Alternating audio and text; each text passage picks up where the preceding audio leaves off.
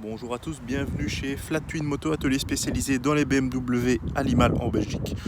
Aujourd'hui, je vais faire un rapide tour de cette R100 GS Paris-Dakar.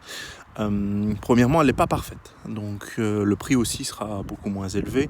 Il y a des défauts de carrosserie, mais elle est complète. Donc c'est une moto matching numbers, numéro de châssis, numéro de moteur identique. Elle n'a pas la boîte avec le kick, donc le démarreur au pied, donc kick. Juste ici, vous n'avez pas cette option-là. Mis à part ça, elle est complète. Donc, elle a les bonnes roues, les bonnes jantes, le bon pont. Alors, ce qui différencie d'une R80G/S, donc les premières séries, le châssis, tout d'abord, qui est un tout petit peu plus long. Le moteur, bien sûr, puisqu'on est passé en 1000, on est toujours en traitement Nicasil. Et alors, vous avez l'attache d'amortisseur arrière avec un renfort sur le bas. Donc, on se rapproche du paralever, parce qu'avant, on était plutôt en monolever. Et donc, vous voyez, vous avez une attache sur le pont et une attache en dessous.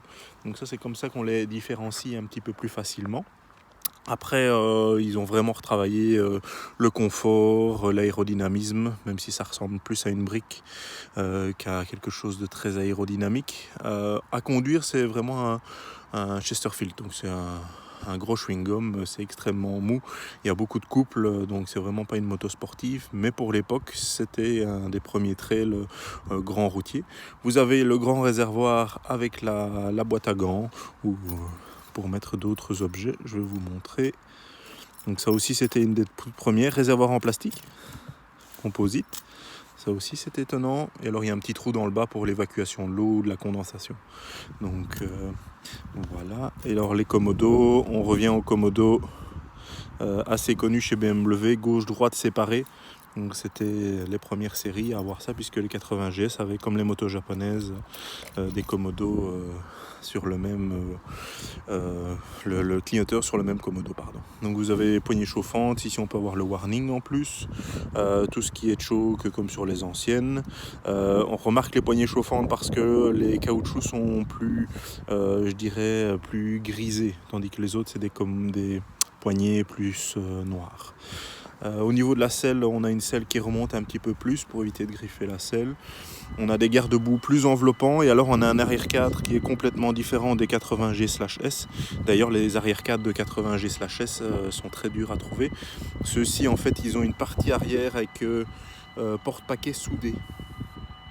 Donc ça, il n'y avait pas ça sur les premières séries. Ils sont beaucoup plus solides, il y a des barres de renfort et il y a des petits renforts ici sur le dessous pour pouvoir supporter un peu plus de poids.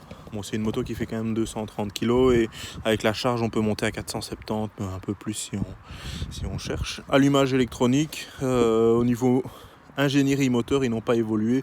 Ils ont fait des évolutions, mais pas évolué comme maintenant avec les 1300, ça n'a pas été un changement complet. On est toujours avec des carburateurs de 40 sur les 1000 et vous avez un amortisseur Wilbers, mais on peut en avoir d'autres couleurs. Comme je le disais, elle n'est pas parfaite, il y a des défauts de peinture, donc si vous souhaitez avoir une moto parfaite, il faudra passer par là. Il y a des rehausses de guidon aussi qui sont assez sympas, et à part ça, c'est une très bonne moto. Je vais vous la démarrer, comme ça vous voyez. Alors bien sûr, toujours ouvrir l'essence. Vous mettez le contact. Toujours bien voir témoin de batterie, pression d'huile et neutre allumé. Si vous voulez, vous pouvez mettre le choke, mais je viens de rouler un petit peu avec. Donc ici, vous démarrez.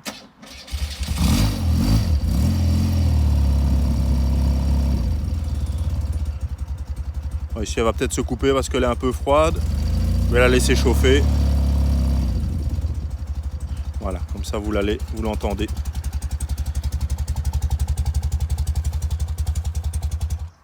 Et voilà. Comme je l'ai dit, elle s'est coupée parce qu'elle était un petit peu froide. Donc voilà, n'hésitez pas en tout cas à nous suivre sur Facebook, Instagram et YouTube, flattwin.be, Flattwin Atelier Moto. À bientôt!